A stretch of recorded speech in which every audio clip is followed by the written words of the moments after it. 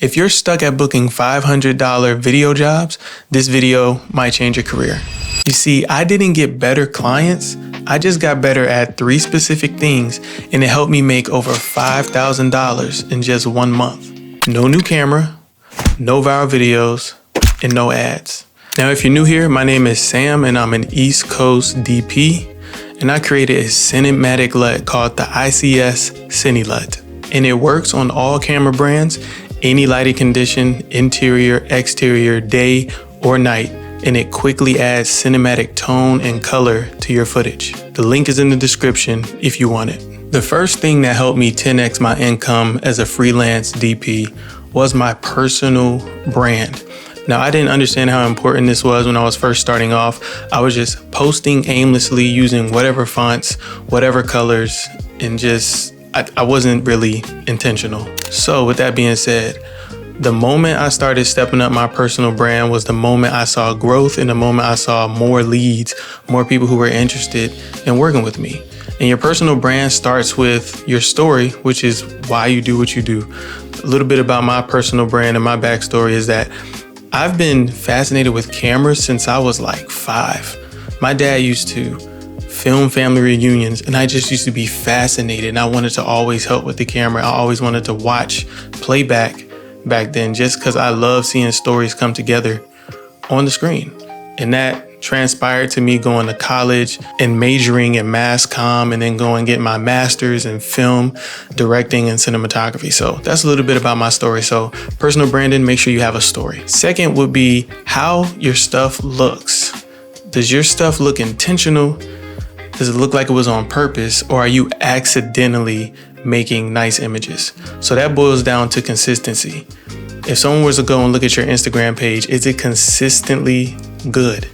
Do you have a certain look? Do you have a certain type of crispiness, cleanliness to your work? Or is your work always bad? I mean, that's consistency and that's your personal brand, but I don't know how many people would want a personal brand attached to bad work. Anyway, yes, but you can attain this consistency by a LUT, which I mentioned earlier. I have a cinematic LUT, link is in the description, and it helps you to maintain color across all your video posts and all your projects. Next would be the colors you choose. So for my brand, I have black, white, and a pop of yellow. And there's not technically a type of intentionality to this. I just know these colors really resonate with me. So find colors that resonate with you. Also find colors that are easy to look at. I know like a bright orange or a neon green or something like that probably wouldn't be helpful to people who come to your page because it might just be too distracting. So I tried to pick colors that were very basic and I could use on everything. And I just like how they look, like I mentioned. Next would be a font. Because I hated choosing fonts. Like I just was like, what's the point? I'm just use whatever font I want. But I didn't realize that people kind of associate your brand with the types of fonts you use. So certain fonts kind of lean towards the type of work you make. So I took the time to find 2 fonts that I really like. One that is more handwritten and the other that's more sterile. And I use Franny and Caveat. These 2 together, to me, they just look amazing. Wow, I have something in my eye. I just like how they look together. They mesh very well and they can stand alone. So think about those things, your font, your color, and the consistency of your work for your personal brand. Okay, I wanted to add something real quick because I'm sitting here editing. Whoa, I sounded country. I'm sitting here editing the video and I realized that the fonts, the colors, and the consistent look, they show that you have taste. That's what it is. Clients with large budgets like to know that the person they're hiring has taste. So think about it like that. Do things tastefully when it comes to picking your fonts, your colors, and developing a type of consistent look on your page. Yeah, back to the video. The second thing that helped me 10x my income as a freelance DP was having patience. And I know this word makes a lot of people cringe because we want it now. We want the instant gratification. We want our dream now. We want the clients now. But that's not always the case.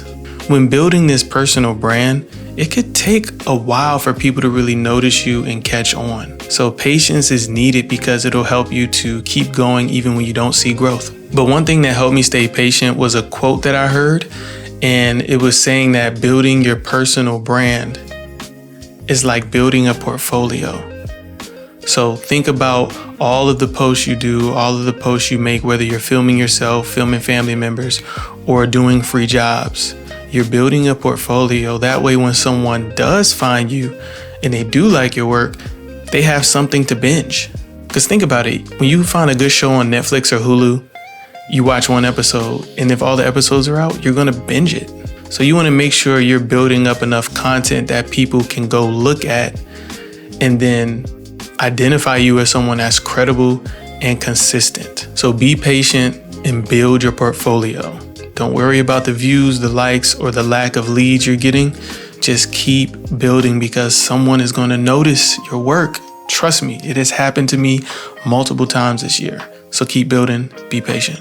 The next thing that helped me 10x my income was positioning.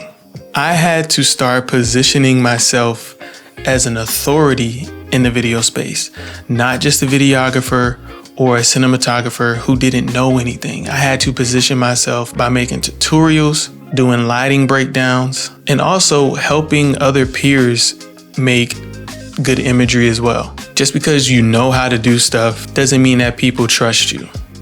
If you have a track record of teaching and helping others do the same, it just builds your credibility even more and makes it easier for clients to choose you. You can also position yourself as an authority by explaining your vision as a creative. Learning how to communicate to clients will really help you win them over, because most clients don't always know what they want, but if you can guide them through the process of your vision and help meet their needs, they're more likely to pay you. You should always have fresh ideas and different ways in your back pocket to attack certain projects. Once again, this is about building trust and credibility. So if you're a person who is solution oriented, you will have no issue attracting the clients who are ready to pay you to solve their problems. Last thing is sales calls. I had to learn what to say and how to say it. And I don't take any of the credit for learning how to close a sales call. I've taken multiple mentorships for this thing because it's something I wasn't good at. I'm not good at selling myself. Sounds kind of crazy, selling myself. Selling my services. I wasn't good at selling my services and what I'm able to accomplish. So I had to learn. And if you need help with learning how to do any of this stuff, I have another link in my description where you can book a call with me and we can sit, chat, talk one-on-one, ask any question you want, and I got you. And when I was learning about sales calls and closing a call, my main takeaways were, 1 is caring. Number 2 is listening for pain points. And number 3 is asking clarifying questions. Now, all 3 of these go hand in hand because you have to care in order to ask questions. And when you ask questions, you'll hear the pain points. So caring is a no-brainer. You shouldn't even be doing the project if you don't care about the client's needs or you don't care about the final product. Go ahead and just say no if you don't care. It'll cause less friction between you and the client because they'll sense that you don't care.